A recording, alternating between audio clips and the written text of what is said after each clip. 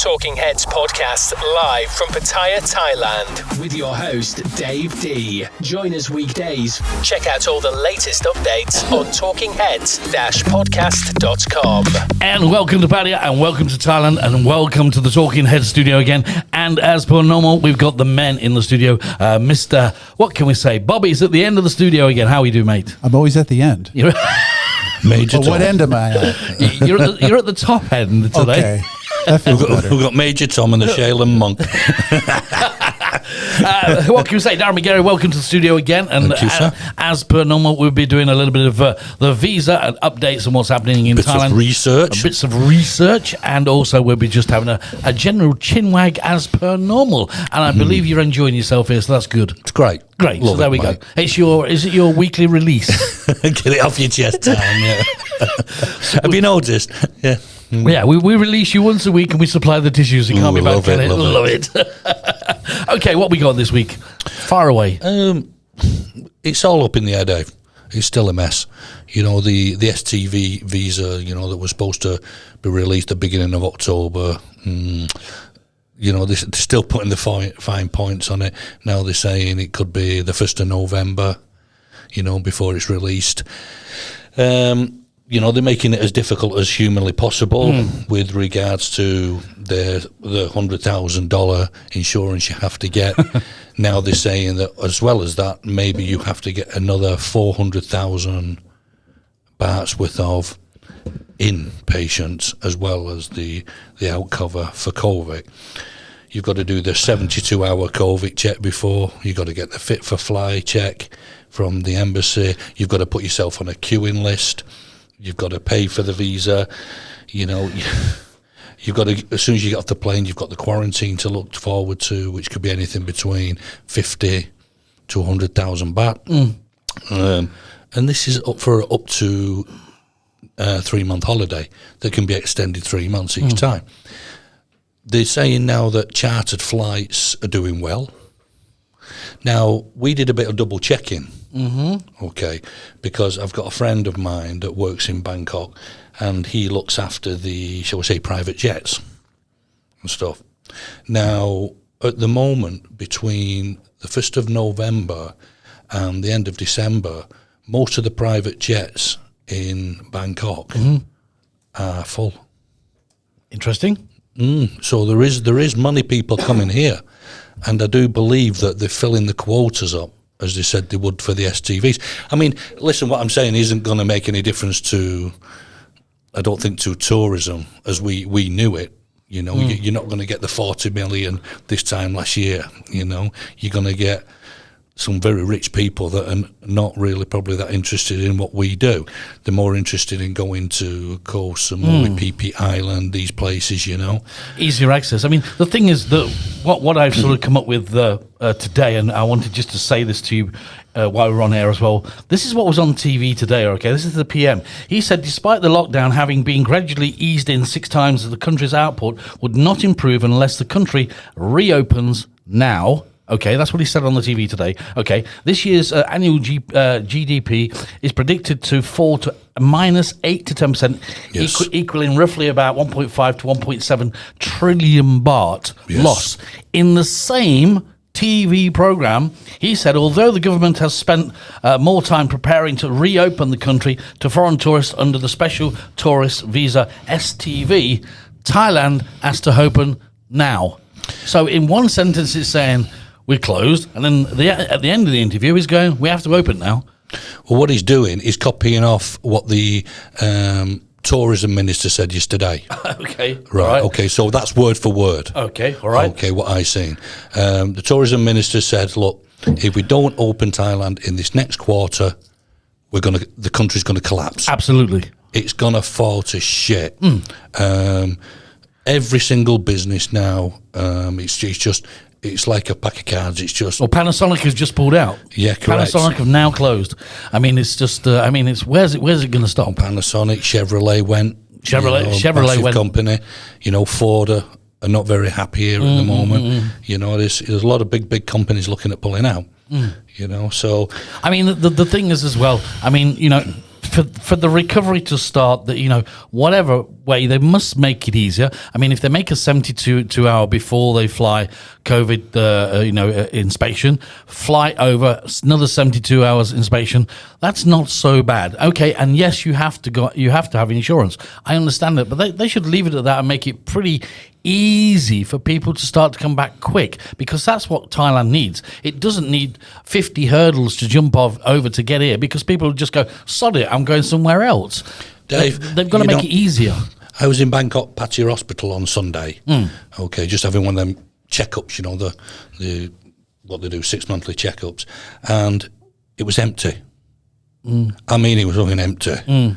Okay, and the doctor who was looking after me, I said, how are you doing? You seem very quiet today. He said, most of the doctors here have had the days cut because there just isn't enough people. There's not enough patients. No. Now, that must follow on for the rest of the whole hospitals. Absolutely. You've got the brand new hospital that's opened on Sukhumvit that hasn't got a single patient in, the Bangkok Jomtien Hospital, Okay, they still haven't even opened that yet, even though it's finished. Now, why not just open the gates? Okay, do your COVID checks, come with your insurance, get on the plane. Absolutely. Get off the plane, maybe do, let's say, 3 days quarantine, 2 days quarantine, so they can just check you over, check your temperature, everything's okay for a couple of days. Sure. You've got your insurance. So if you do start feeling bad, you go to the hospital and you're covered. So what's the fucking big deal? Well, there's no big deal. It's just that there's so many people putting their fingers in this pie and messing it all up. It's going to just end up as a mess. And if somebody doesn't put their foot down very quick and say, hey, you know what? We've got to open these doors. Thailand has got to come back, and start to work again. Otherwise, it's just going to be one great big disaster. Not just Thailand, lots of other places. Well, Mr. Kenyon put out an article today, which was very good. Very well written, and like he said, it is just so unclear. Everybody is running round trying to make this thing work, but half of the people that they're talking about, like the embassies, haven't even received the sticky visas yet to put in their passports. So you ask an embassy, they'll tell you something different to another embassy, but we're not sure yet. Well, hang on a minute. How is he promoting tourism if the thing's not available? I think when it comes to like people that are in cabinet and parliament or wherever they are in the world and whatever they're doing, I was listening to one in America the other day saying, one of the top guys who's the guy running at the side of Trump at the moment. What's his name? Bin Laden. Not Bin Laden. Biden. Joe Biden. Joe Biden was standing there doing his thing, and what he said was, all the top doctors in the world all agree that COVID exists and you've got to do this. And I'm going, are you so bleeding blinkered, mate? Don't you see the thing that's scary, this is what's scary, Bobby's going to come in on this. This is what I want to say, is that the government, in the president and everybody, the White House, issued a statement on COVID from Trump, right? It was an official document from Trump and the White House, okay? Facebook took it down. Wow. Took it down, and there was a big thing today on the TV where it says, has Facebook become bigger than the White House? It has, because there's a lot of money behind it. Yeah. That's sad. Bezos and Gates, yeah, sure, are all behind Facebook, and they're filtering. Yourself, like what happened before when he ran for election before. The one guy who was running spent $50 million, and the other guys with Trump and everybody and Google Analytica and all those people spent $500 million on getting Trump into office. And when Facebook can take one of his posts down, that's when it gets scary, in my eyes. Well, Biden was a knobhead when he was under Obama, sure. Anyway, weren't he? Yeah. So, if I had the choice, I'm not American, but if I had the choice, I'd rather have Trump back in. Absolutely. To be fair, you are as well, aren't you? Absolutely. The poor guy, you can't call him an idiot. Nobody's an idiot if you make $1 billion, right? So don't call him an idiot. He's a businessman. He's a businessman. He's a clever man. And, what you've got is like any government, you've got a load of crumbly old farts, right, that don't like change. And have been sticking together for the last God knows how long. Correct. You've seen them in our parliament in the UK. They're asleep. We said this last week. Yeah. They don't want to change. They don't want to move with the times. Yeah. So anything that a president puts forward, Oh, no, we don't like that. No, we don't do that. No, we don't have our coffee at 11:30. The truth of we have it at 11, truth of the matter, Darren, the truth of the matter is, and Bobby will probably agree with me here, is there's a lot of people that are actually scared of him and what he can do in power. And I believe that over the last few years, he's made a lot of good things that people don't see. And I think, I think that, like you said, he's not one of the normal, let's go for a game of golf, have a cup of tea and shake hands the way we've done for the last 100 years. He's totally out the norm, isn't he?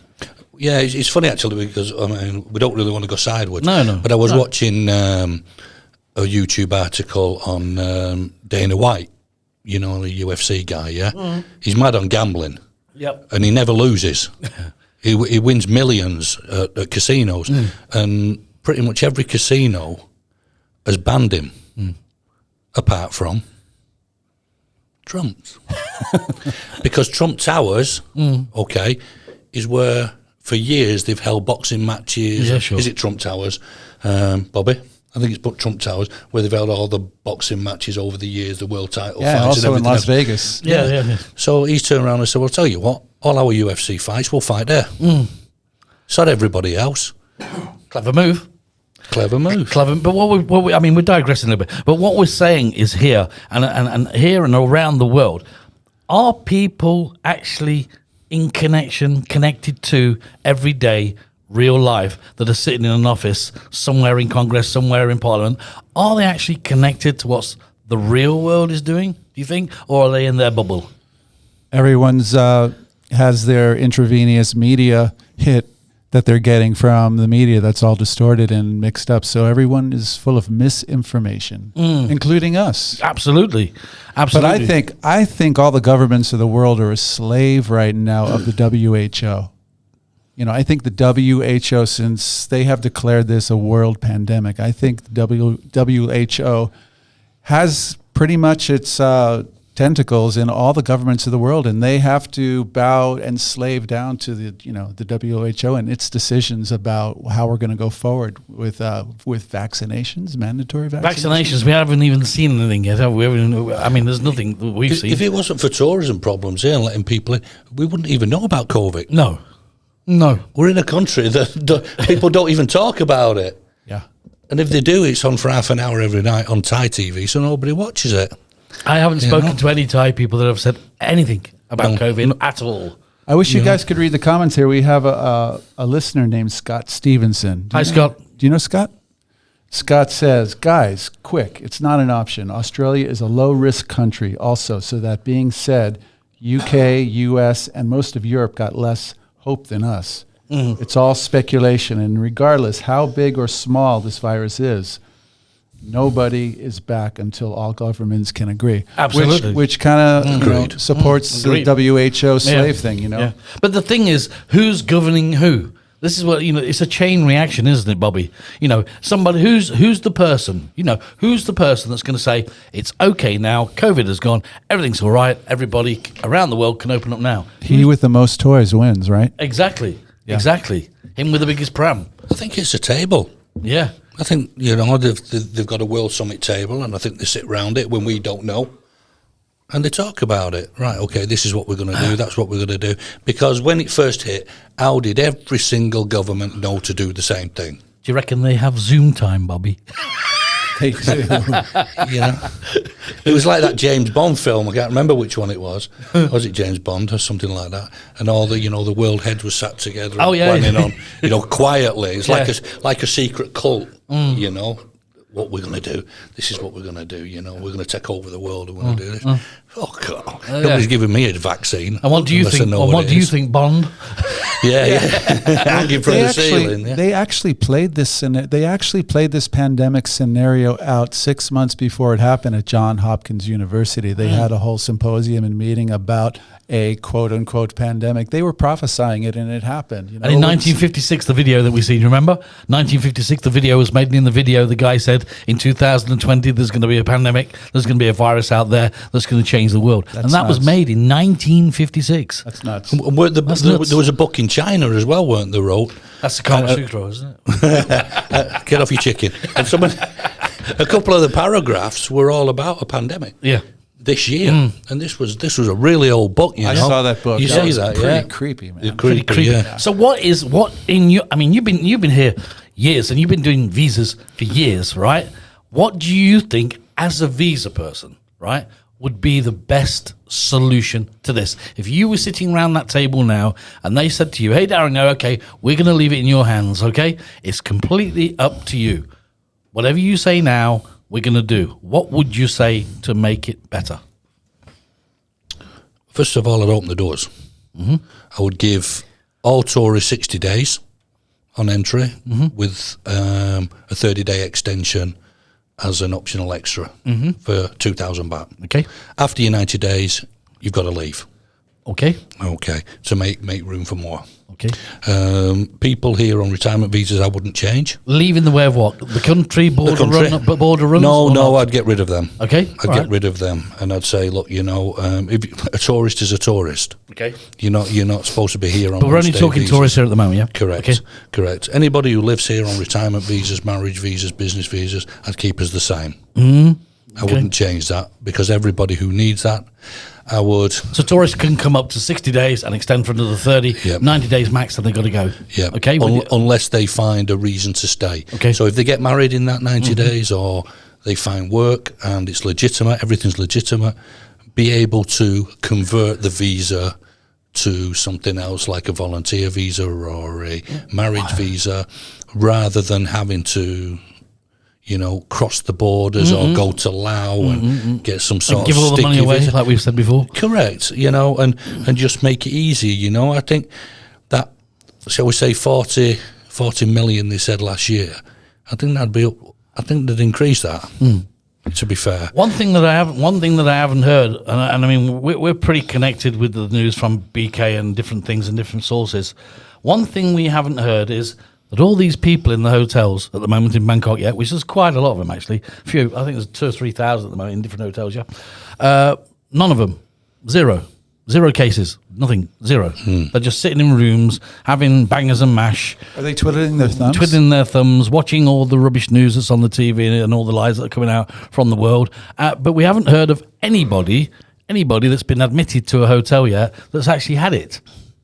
So there's nobody there. So I mean, you know, I mean, it's too much caution. It's too much scaremongery going on. And like you say, open the doors up. Test them. Say, give them 72 hours, Dad, yeah? 72 hours. Keep them for 72 hours. In 72 hours, listen, if you go into 7-Eleven now, right, you sign your name, you give them your telephone number, they'll put a thing on your head and go, you're okay. I give them fake numbers, by the way. Well, we know that. But don't tell the girl. No, but please. that's just a girlfriend list thing, isn't it? I mean, but I mean, that's all they do, no? True? When you go to the Correct. supermarket, when you go anywhere. I mean, Central Festival the other day was absolutely, totally, 100% dead. I mean, dead.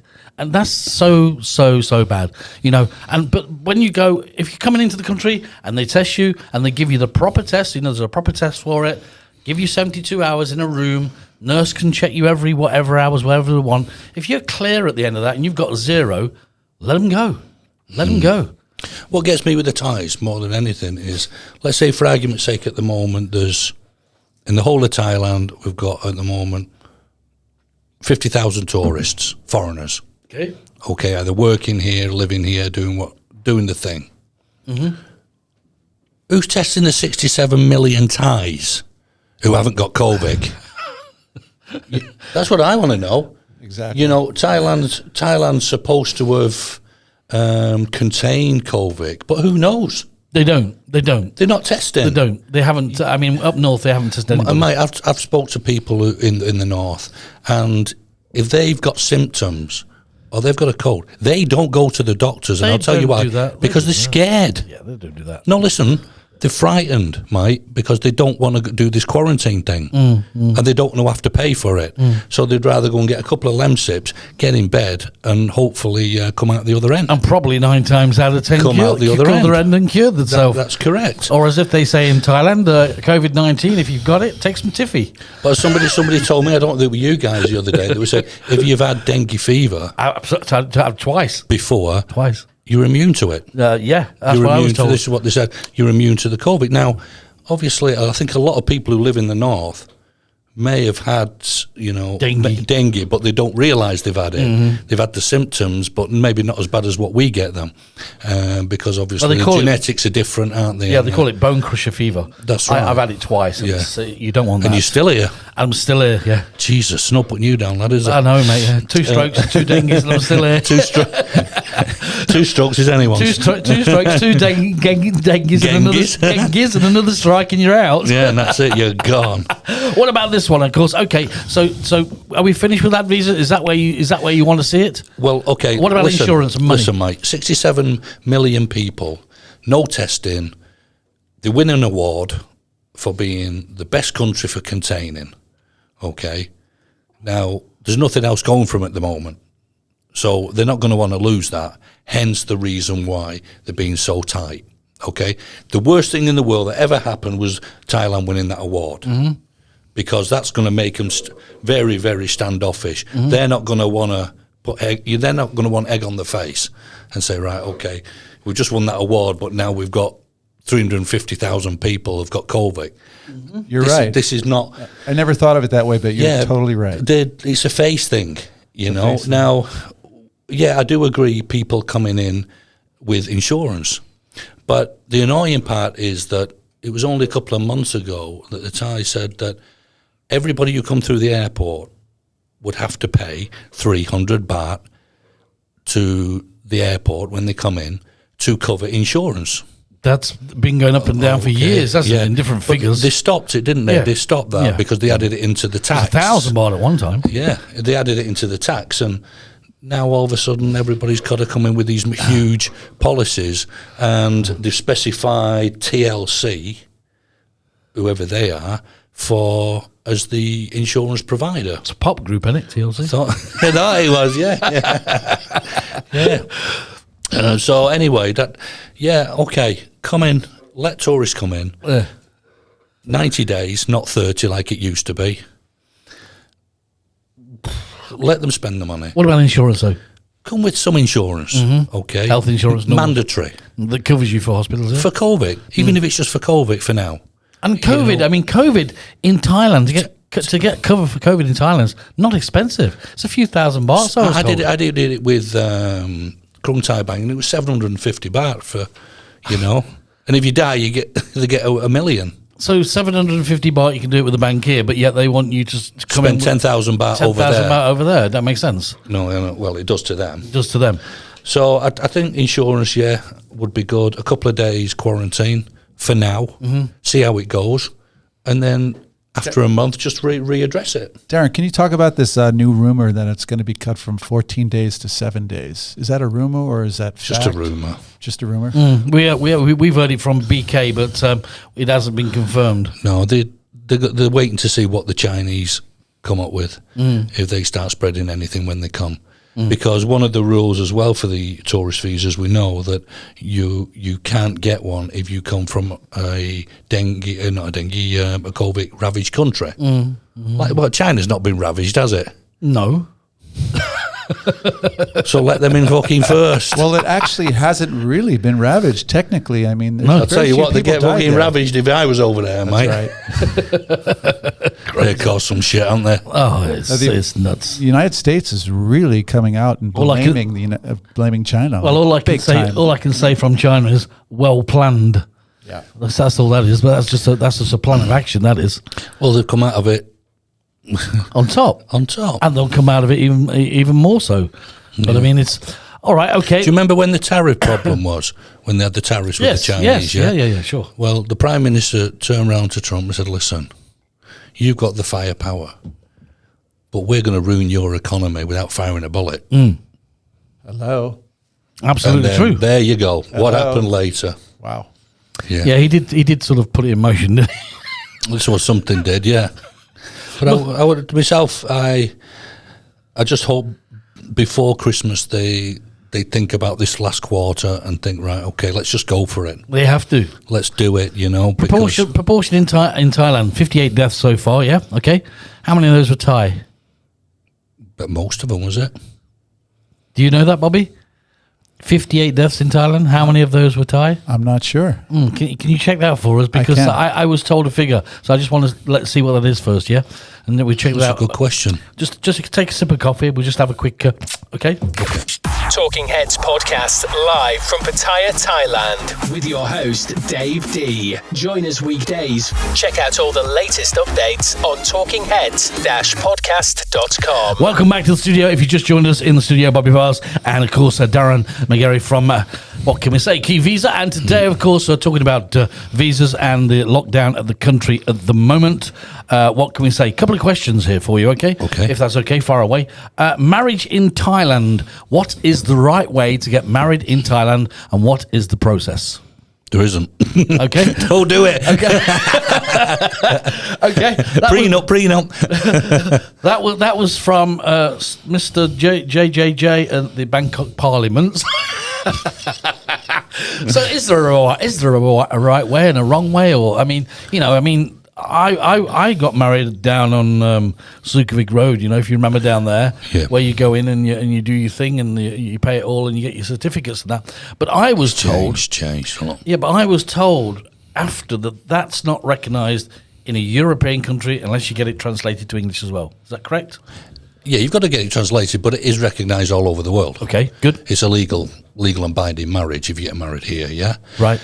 A prenup really isn't worth the paper, I don't think, that it's wrote on. Okay. Okay. Now, I know she's listening to this, Who? but my missus. But when we got married, I wanted to stipulate something on the back of the marriage certificate if anything happened.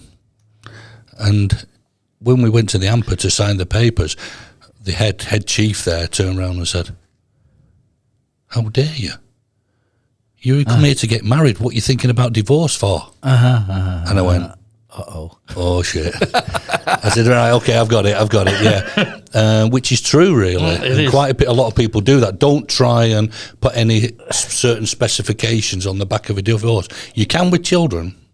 Hang on a minute. Where children are concerned, if you've got kids, Right. like, if you split up or you divorce, who's going to look after the children and this sort of thing, you can put that on the back. But anything to do with you and her, It says this is under the Thai law. There are only 3 reasons to terminate marriage, according to the Thai law of 1501. Believe it or not, and that is Civil Code of CCTV Thailand says that you can only divorce by, you can only get not married by death, divorce, and cancelled by court.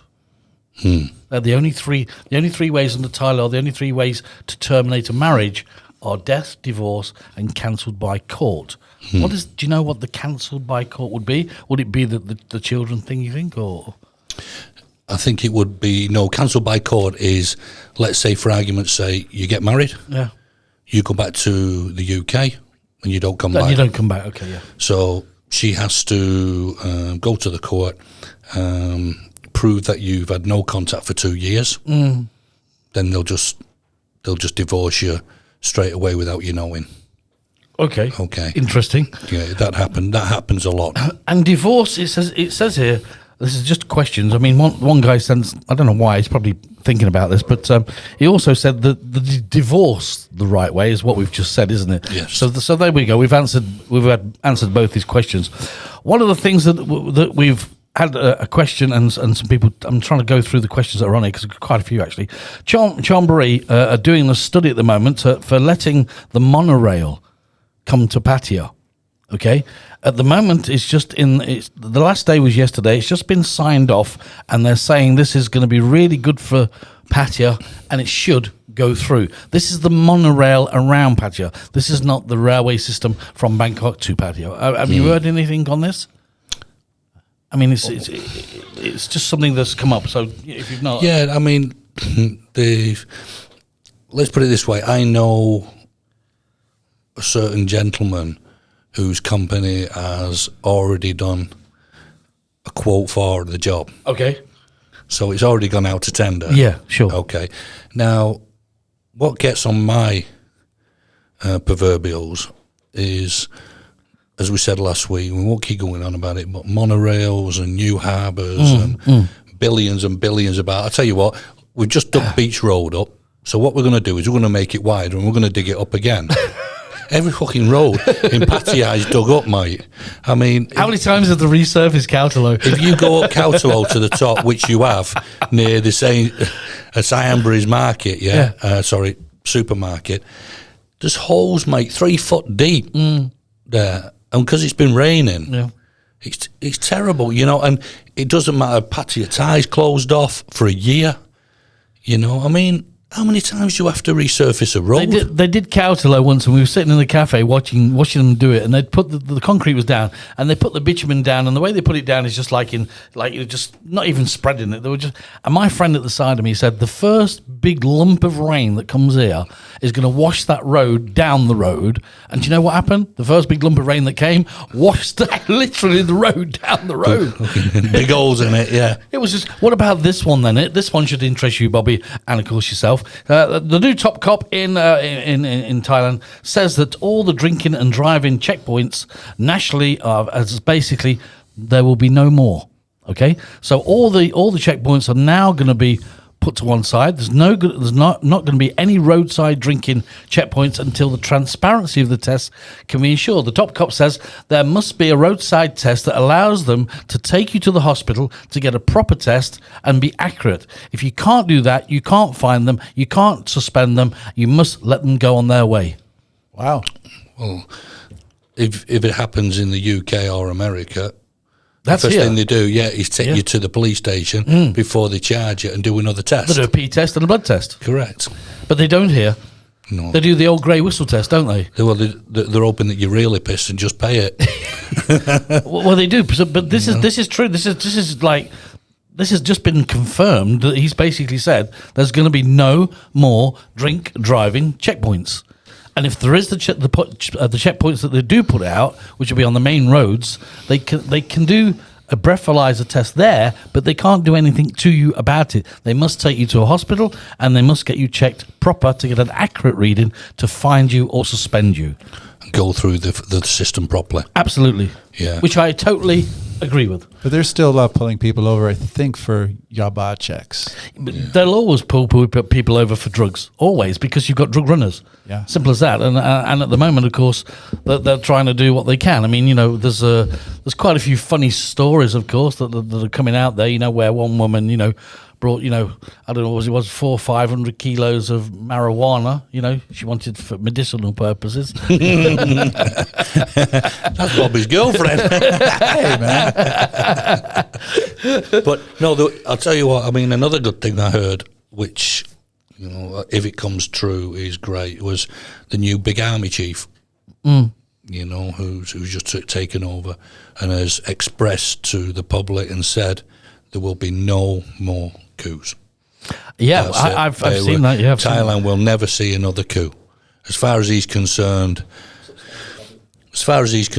they, you know, the days of the army being involved in politics is finished. I like that. I mean, we've seen this, and we got a statement from BK, and it just basically said there won't be any more coups, unless, of course, the new radical people do stand up and make big problems, which could kick off. But he said it's very unlikely that it will. We're trying to do it in the right way, so that's a good thing, because, you know, when the coup was here before, it did wreck a lot of businesses.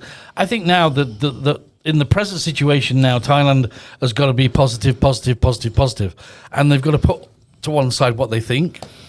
They're going to put to one side, stop listening to people that are abroad in other countries, because all they're doing is listening to people waffling on about the wrong stuff most of the time. Yeah. And of course, you know, if you're from, no disrespect, if you're not from like where we're from, a lot of people believe a lot of things quicker than we do. And I think it's just putting people on the wrong path. I think Thailand should be themselves. I think Thailand should open up the doors. I think Thailand should put in a 72-hour quarantine. And I think they should let the customers back and the tourists back, because there's a lot of people around the world that want to come to Thailand. It's a beautiful place. The people are great. And at the moment, they're putting the doors closed to 67 million people and their livelihood. And as far as I'm concerned, COVID doesn't exist here. It doesn't matter what people say. It doesn't, because none of us in this room have met anybody that's had it. None of us in this room know anybody that's died from it. And all the people I know and all the people you know, none of them know either. And all the hotels haven't got one case. So what are they doing? They're listening to the wrong people. They're believing in the wrong people.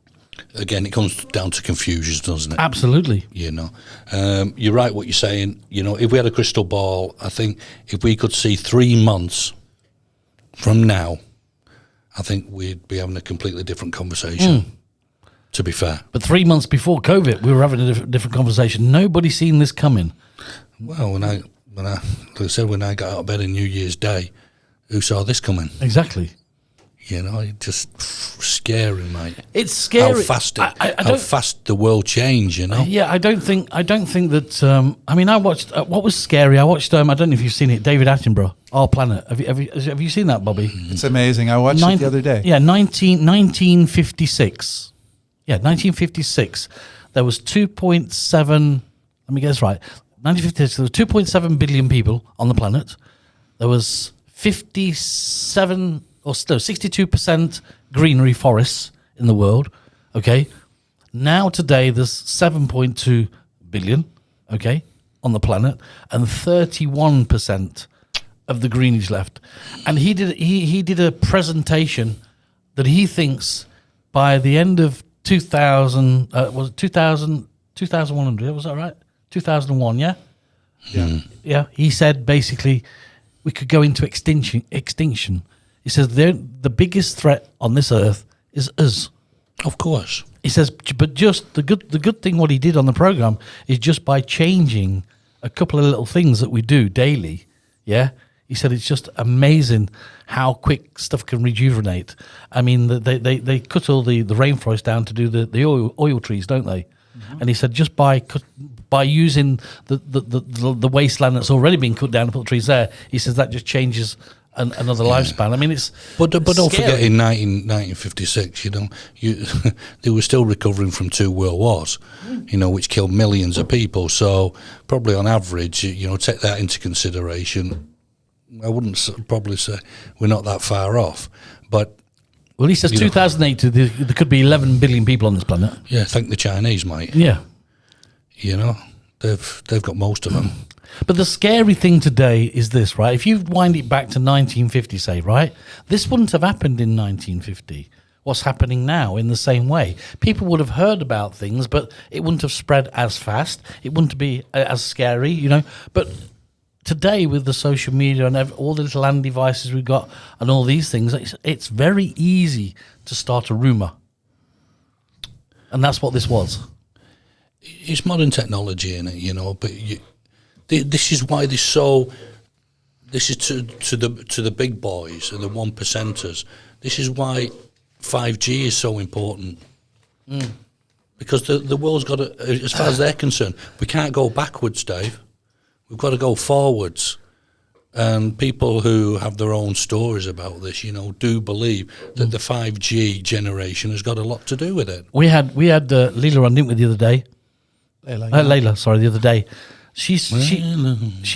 Actually, she's connected to that, by the way. But is that Van Halen? No, Van Halen. Actually, we've got to say sorry because he died, didn't he?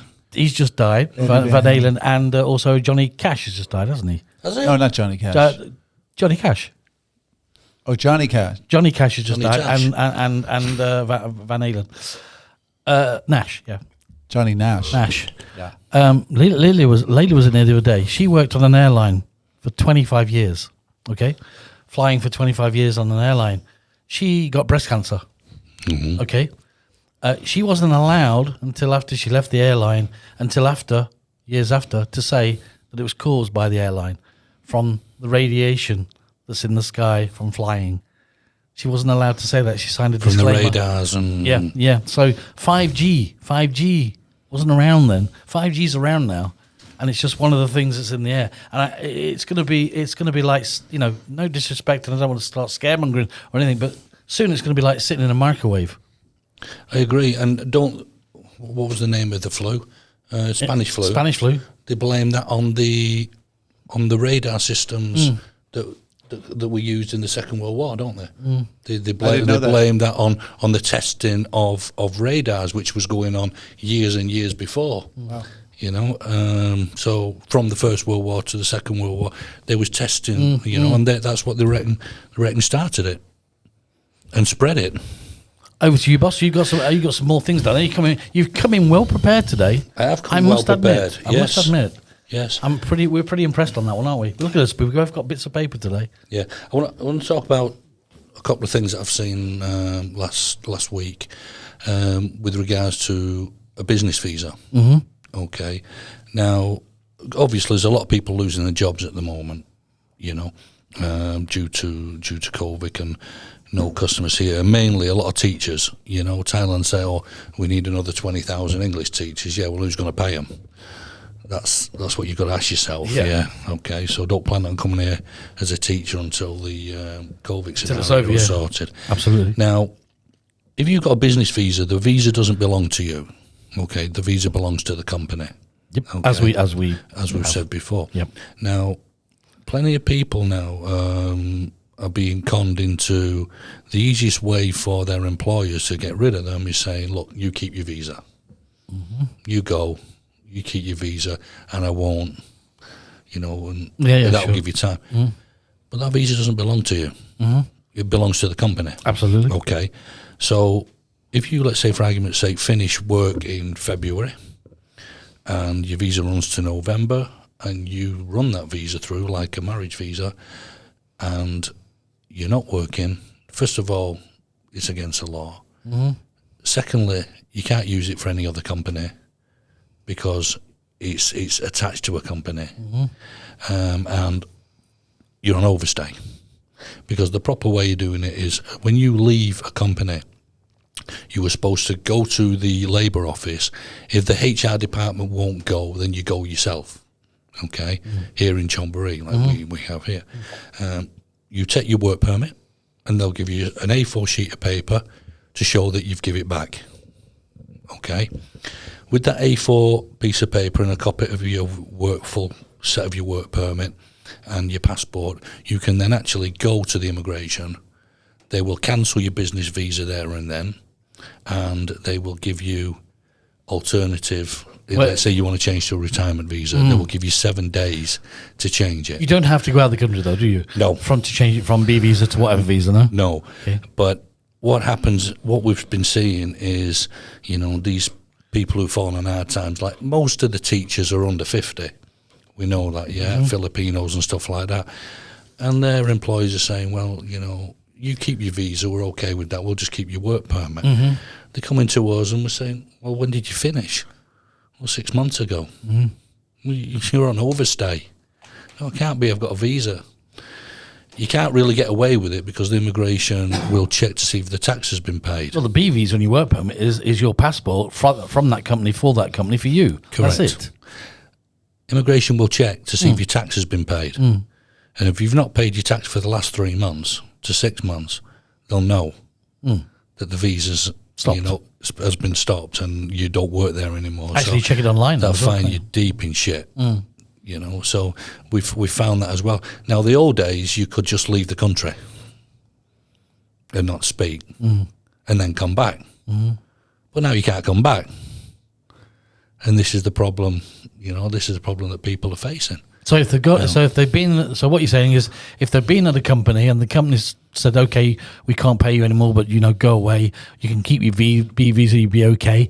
If people are in that situation, really they need to come and see people like yourself, change it from a V visa over to another visa and get it sorted. Otherwise, they're going to be stumped with overstay and probably another problem about paying their security and their tax. Yeah? Correct. Another thing that I want to speak about is, when we mentioned last week about we do a lot of UK visas. Yes. Mainly tourist visas because people want to go on holiday. And we mentioned that there's no restrictions for Thais going into the UK. There's no quarantine anymore. What we have found is that the immigration in Manchester and Heathrow are being very tough. Okay. On these girls now. They tend to be interviewing them more than they were before. Right. So rather than putting them through quarantine, who you're coming to see, where you're going to stay, what's your boyfriend called, how long you're staying for, all this sort of stuff, you know. And we seen an incident where the girl went over there. She's been 3 times already. The officer said, who have you come to see? She said, my husband. Okay, he said, you're not married? She said, well, my boyfriend, you know, my husband. You're lying. Okay. You said your husband. She said, no, we've done the village marriage, which is when you all get dressed up and you give the mum and dad a few quid and you do the Thai thing. The Thai Buddhist marriage is not legal. Okay? Signing the paper in the hamper is legal. Yeah. So the Thai Buddhist marriage, in the eyes of the Thai, that's your husband. So she slipped up and said, well, yeah, it was my husband. But, okay, legally, he's my boy. He's still my boyfriend. He's my partner. They wanted to deport her back for that mistake. One thing. But surely they'd seen that she'd been there before. She was what we call green light, mate, which is no risk. No risk. So this is what they did. They took a passport off her, made her pay bail. She's allowed to stay in the country for 14 days while he gets legal advice, and then they've got to fight it. You know, there's a lot. And the annoying part about it was there was Thai translators in Manchester Airport that didn't explain to the officers exactly what she was talking about.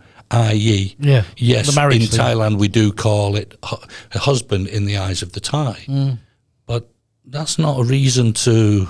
It's not a reason to stop somebody going in, is it? Correct. You might as well get yourself a sailing dinghy. Buy one of those blow up dingies, right? Come into Dover. come into Dover. You're going to say Dover, weren't it? Blow up Dover. Land on Dover. Get arrested. They take you to a hotel for a month. They give you some money and feed you, and then tell you to get on your way. That's the easiest way in, I think. I mean, we'd do a fortune, wouldn't we? Just selling blow ups. Look like that chicken, yeah.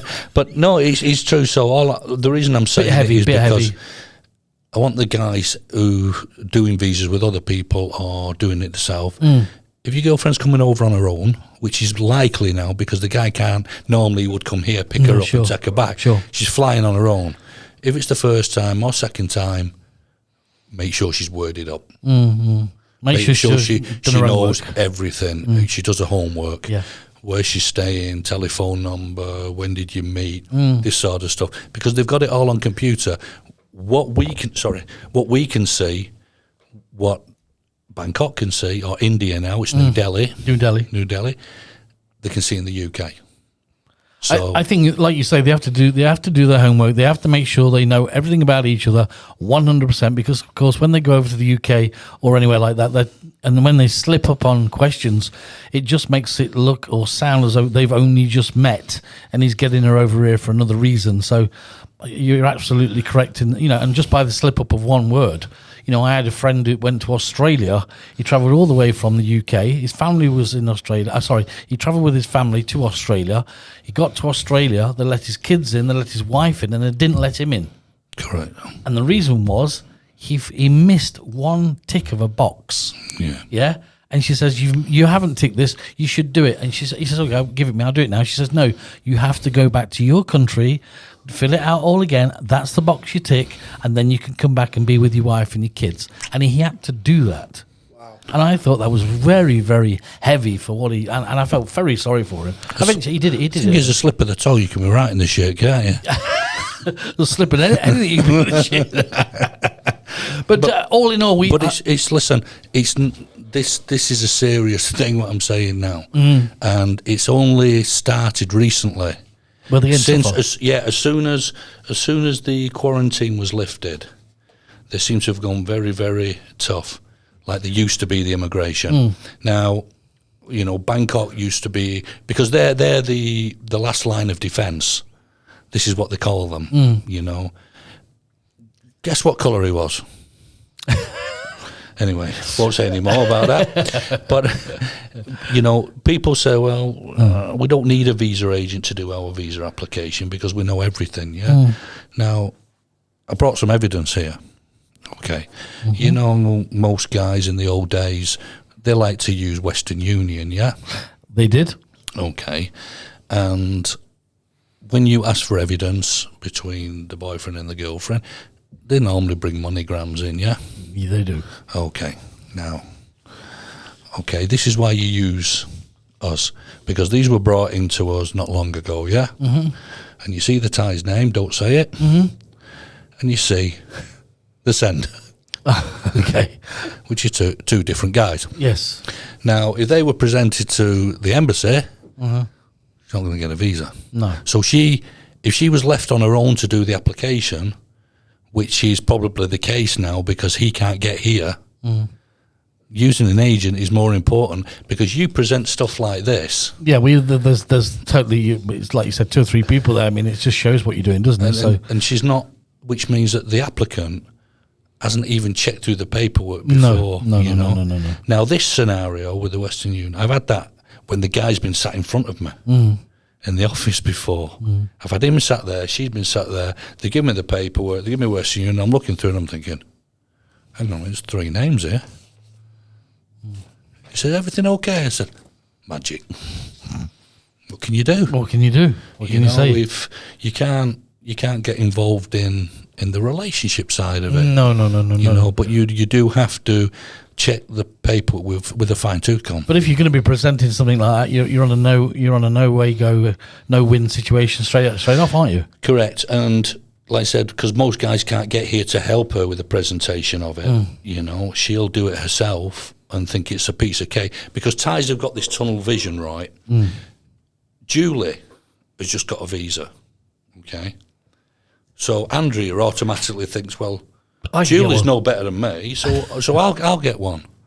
And this is how they think, okay? Well, she's no better than me. What they don't realise is Julie's got 20 rye of land, 7 houses, and 3 condos and 4 motorbikes, and this other girl's got nothing. Well, why didn't I get my visa?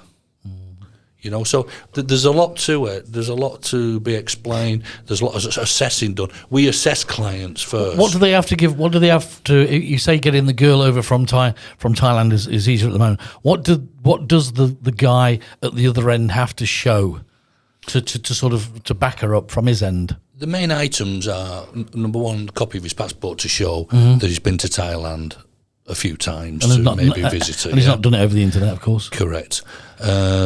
Relationship information, you know, or WhatsApp, you know, records, photos, money transfers, joint bank accounts, anything that you've got in to show that you two are a legitimate relationship. Is still in play the letter of residence where she'll be staying? Yeah. You still need that one? Bank accounts from him. They like to see that he's working. To sustain her while she's there, of course, yeah. Correct. So this is why I'm saying last week that the bank accounts don't need to have $1 million in them, because if you're working, they know that you're regularly going to have income coming in. Also accommodation, that's important.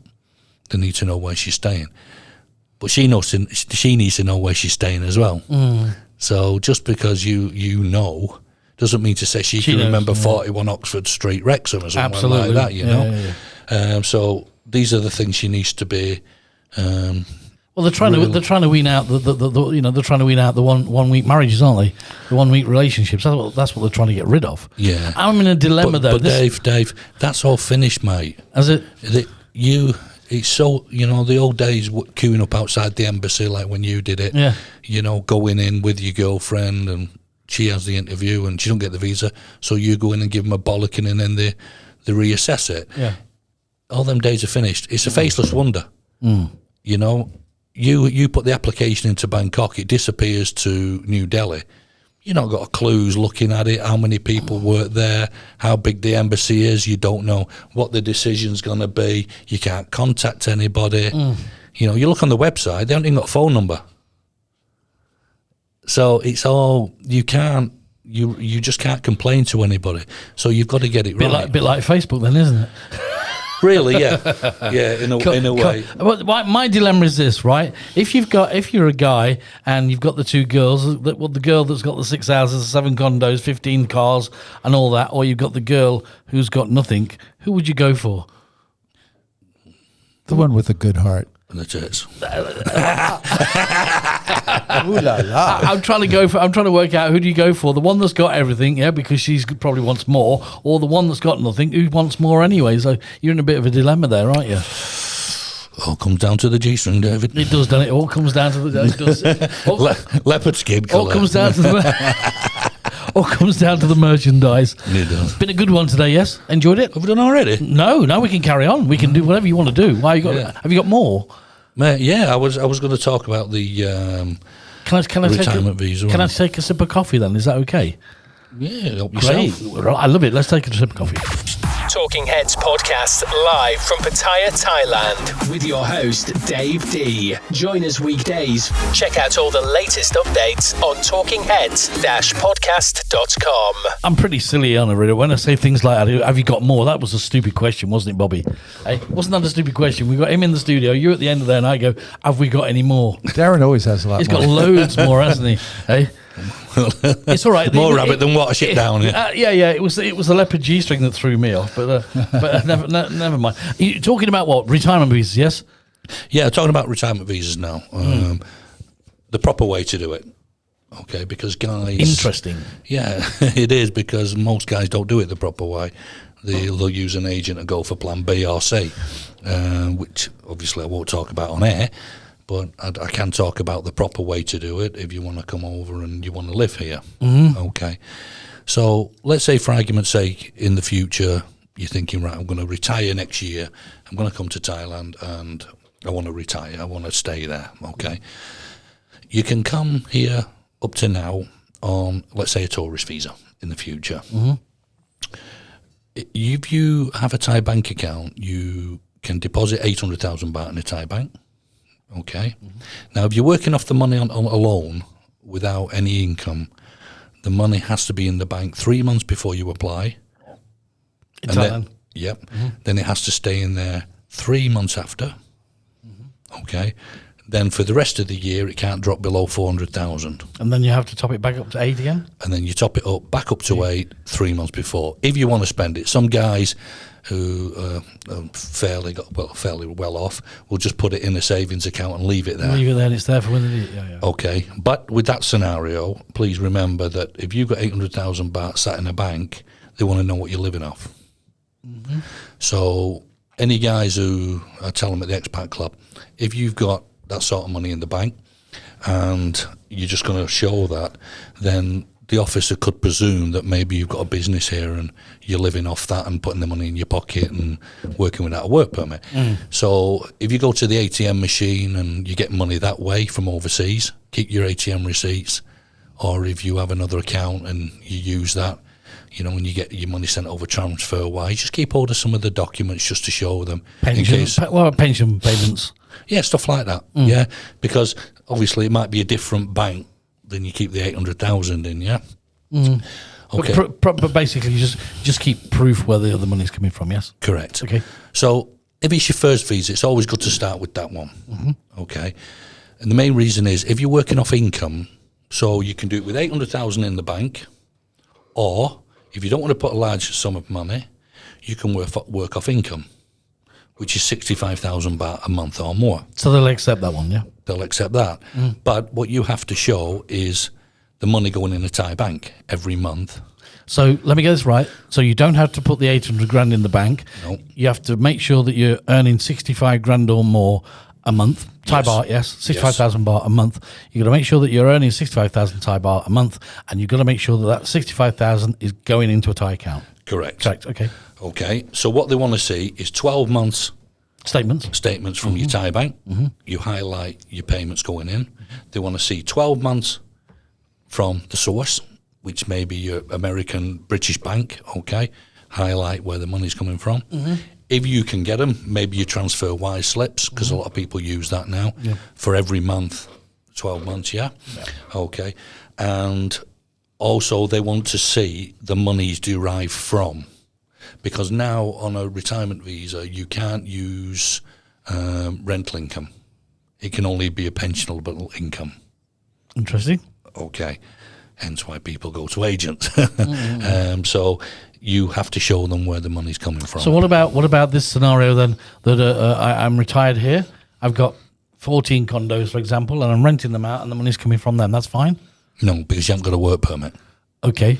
Okay, you're earning money in Thailand under false pretenses. Really, you're earning money without paying tax. So okay, let's put another scenario. Right? You're not paying tax, and you haven't got a work permit. Okay, so here's the other scenario. I've got the 14 condos. I'm married, yeah, and my Thai wife takes care of the condos and puts the money in my bank. I'm on a marriage visa then, yes? No, we're on a retirement visa here. Okay, so can I be retired and living together with a Thai lady, and the Thai lady is in control of the 12 condos, and they pay her and then she pays me a salary? Has to be your income. Has to be my income. Not from the wife. Okay. Now, if you're on a marriage visa, different. Yeah, it's different. You can work. Your wife can work. Yeah, sure. Yeah, okay. It's like so the retirement money either has to come from the 800 grand you put in the bank, or the 65 grand that has to come from another outside source to show that you're getting paid from an outside source, be it an old job or a pension or whatever. Yes. The reason I'm telling you this is because you've got a plan. If you think, well, I don't really want to send 800,000 baht over because the exchange rate's shit, and I'd rather use my income, that's fine. But you've got to plan a year in advance, because you have to show them a year's paperwork. Okay, so you can't come to town and say, right, I'm going to retire, because you haven't got a year's paperwork to show them. You haven't got a year's money going into a Thai bank, unless you plan it and do that before you come. Here's a question for you that I'd love the answer to. Go on, baby. Is there any age restriction on having a B visa, a work permit B visa, a business visa? Is there any age restriction on it? No. So really, you can come over here to Thailand, you can have a business visa until the day you die. Can. Okay, interesting. All right, interesting. And the way we work, I don't think it'll be long. No, I know the way we work. You should be a couple of weeks away. Yeah. So, But interesting. That's just no, because I was trying to get in my head the scenario where we're over here on a B visa and on a business visa, and let's just say, for example, me. Yeah, so I'm 60 odd, whatever, and let's just say in another 5 years, I decided to say, I don't want to work no more. I want to go on a retirement visa. Now, if I wanted to change from that business visa over to that retirement visa, but have got no income from anywhere in the world, what situation would you be in? You'd come and see an agent. Yeah. Okay. All right. That's okay.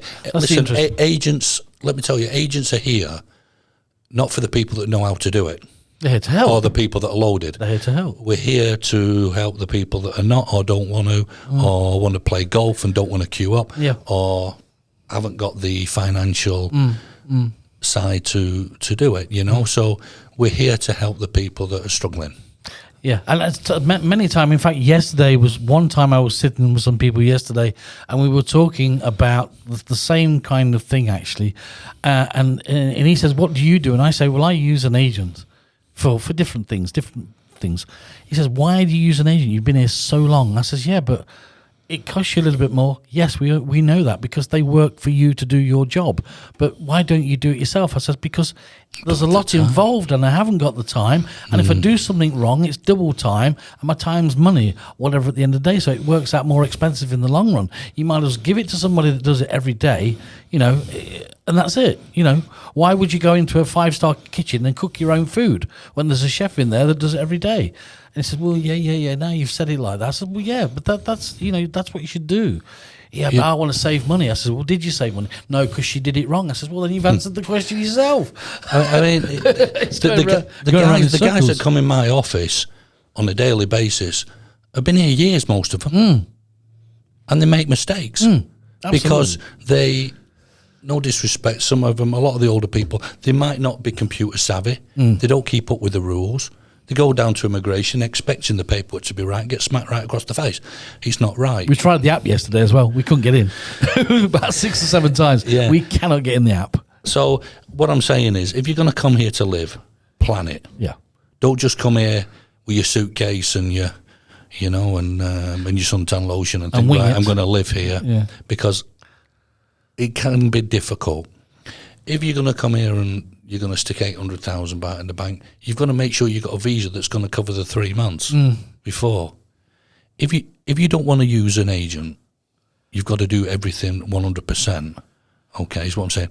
Now, going back to the marriage visa, did you know that if a foreign woman marries a Thai man, they don't have to show anything in the bank or any income. See what I mean, Bobby? Rules have changed. Rules have changed. We're put on this earth completely the wrong way around. We are. So it's very simple for them. We should have come back as Dolores, Diana, Well, you want to come back as a girl and next time, right? Belinda. If I tell you what, if I'm That'd be reincarnation, a right whore, wouldn't you? absolutely. I wouldn't even charge.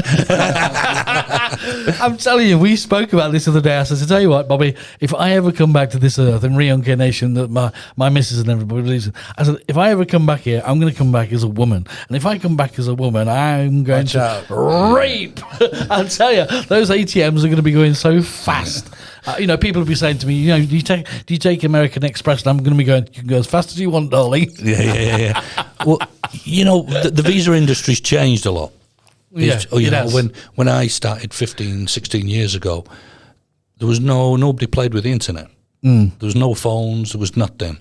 There was no forums. Nobody could really find anything apart from you guys doing the news, which was more about motorbikes, accidents and stuff like that. That's all it pretty much was. Every day it was the same. And other companies, and which have all gone to the wall now. But I mean, he got that badge on a template. yeah, I'm sure you did.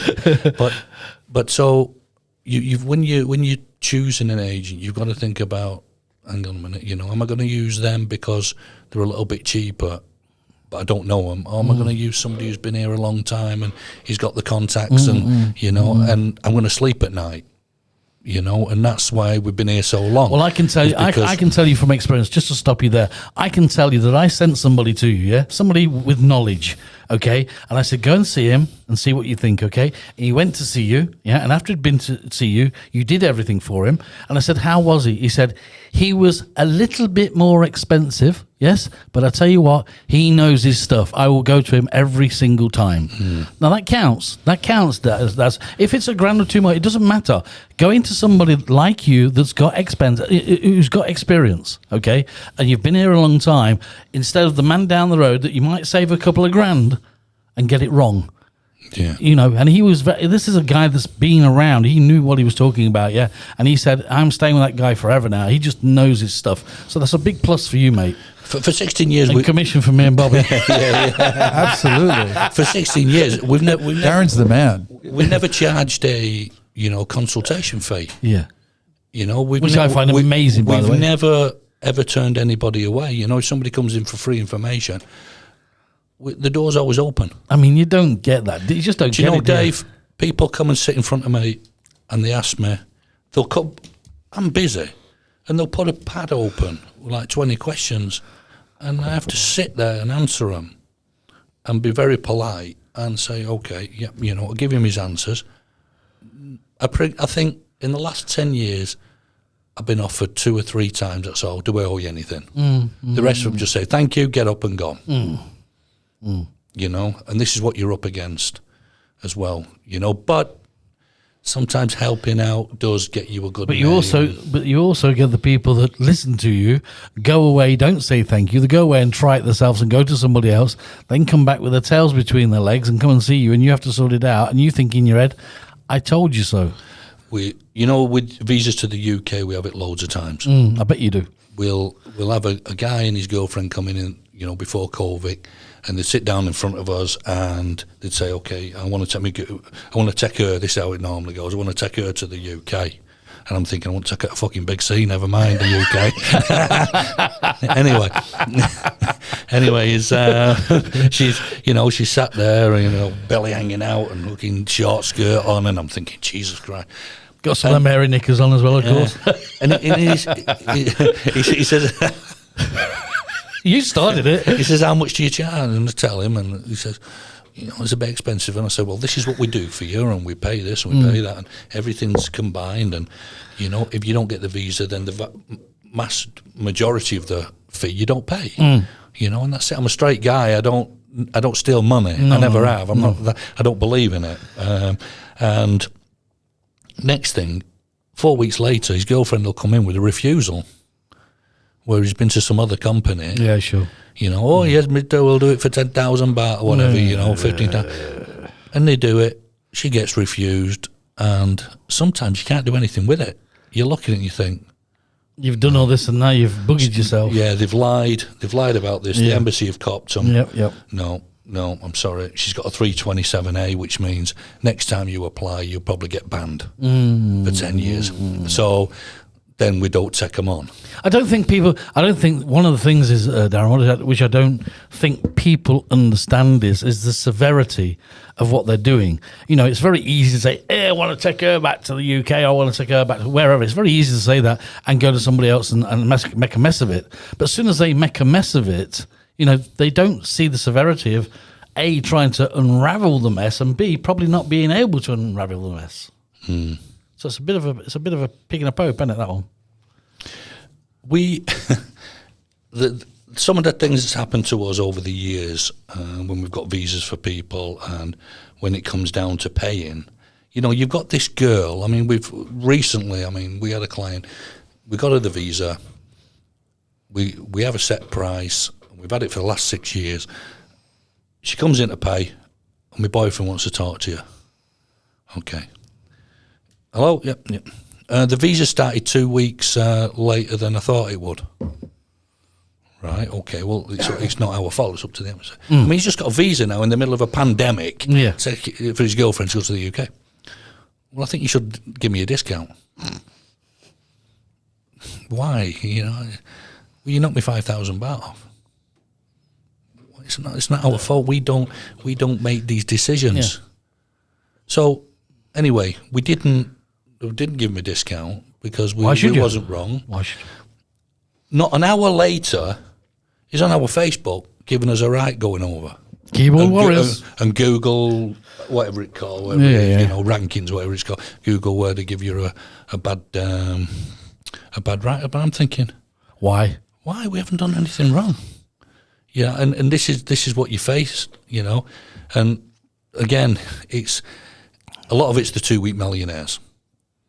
They tell the girlfriend they're loaded. They work for Rolls Royce back in the UK, and you know he's on 40 grand. Well, he does work for Rolls Royce back in the UK. He's a toilet attendant. Mate, I've seen over the years I've seen bank statements from the guys that have got less money in than his girlfriend. We get overdrawn bank statements sent, and we're saying, "Whoa, what do you want me to do with them?" Yeah, you know. Well, I've just come back from Thailand. The reason you show bank statements is you show that you're financially sound to look after for the duration of the holiday. And I'm sure we can go into this another time, but I'm sure there's a lot of girls that have been over to the UK or wherever around the world, and they've gone over on their visas and found out it's not what they thought it was, and they've suddenly decided to jump on a plane and come back. I'm sure there's a few of those. And there's a lot that have run away. Yeah. All right, okay, we're going to leave it there because we want to continue next time. Wednesdays, remember that? Wednesdays, can you remember it's in the middle of the week, you know that one? It's, I know, I sent you a message, didn't I, about half an hour before we were I on today? Am I on today? Wednesdays are yours. Oh, yeah, okay, right. Well, next week I'll bring some stories. Bring some stories next stuff week. that's happened over bring some stories. We like some gossip, don't we? Hey, Bobby, we like the nitty gritty stuff, don't we? We like people to open up on this show. Yeah. I mean, you've not held back today, have you? You've not held back at all today, haven't you? Never, I never do. That's the way. That's the way we like you. I've like it, Bobby. Do you want a quick story? Do you want a quick story from him before we go? Absolutely. Is it clean? It is clean. Sure, but it's sickly. Go on then, go for it. Okay, we did a visa for one girl a few years ago, and the story goes she was living in the UK with her ex. Okay, so she finished with her ex, and she come back to Thailand with a kid who belonged to her ex. Okay. While she was in the UK and she was living in the UK, she met another guy, fireman, very nice guy, great income, treated her like royalty. You know, he was a lovely guy, very polite, smart, had the money, everything was good. So she got married to him. So we did a settlement visa for them, and she went to the UK. He was in the UK, gets a case, goes into the house, and he stood there. He said, "Oh, darling, great to see you. I'm very happy to see you." She says, "Well, I'm not staying." Now, bearing in mind, he just paid about 3,000 quid here for this, Aye. including the flights. He said, why? What's going on? She says, I'm sorry, but I did use you to get the visa.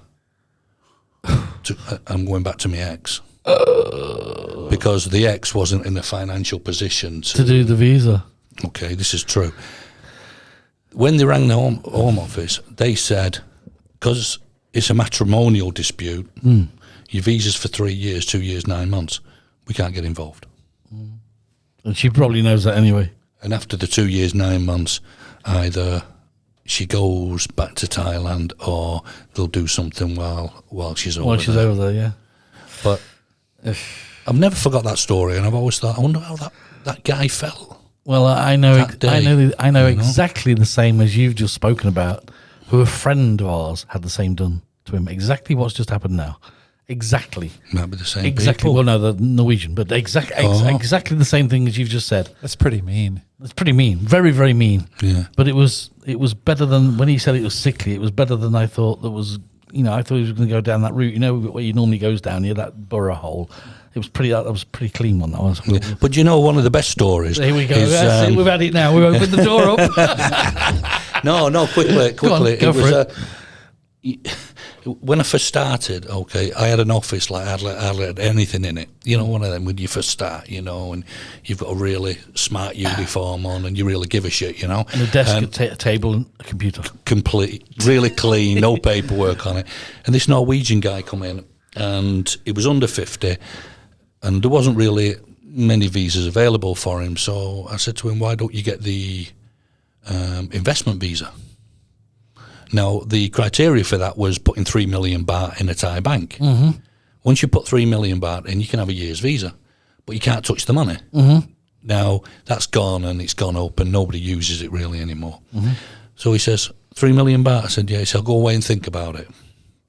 So anyway, a week later, he comes back. Big sea carrier bag, right?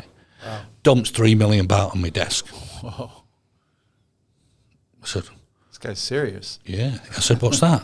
He said, do you think it'll be cheaper next year? I said, you want that? He said, it's a bit expensive to be here a year. I said, no, mate. I think you got it all wrong.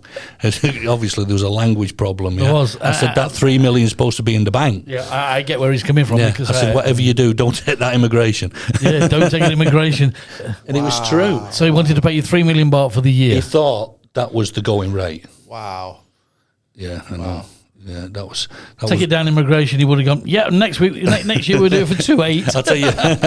I'll tell you what. You can have 2 years for that. Yeah. All right, it's been a good one. Yes, enjoyed it. We're done. We're done. You enjoyed it again. Yes, it's been great. Brilliant. I really do hope on a Wednesday. I hope the people looking in, I hope they enjoy it. They do. I mean, we have some good comments, but after when we send it out there, we have a lot of people online, but after when we put the video out there and when we get the hits on it, we do get things coming in now. And of course now, from today, it's now live on Patio One as well, so that'll be included in Patio One stuff and the emails we get. So I would imagine on the next show we're going to have quite a few more emails.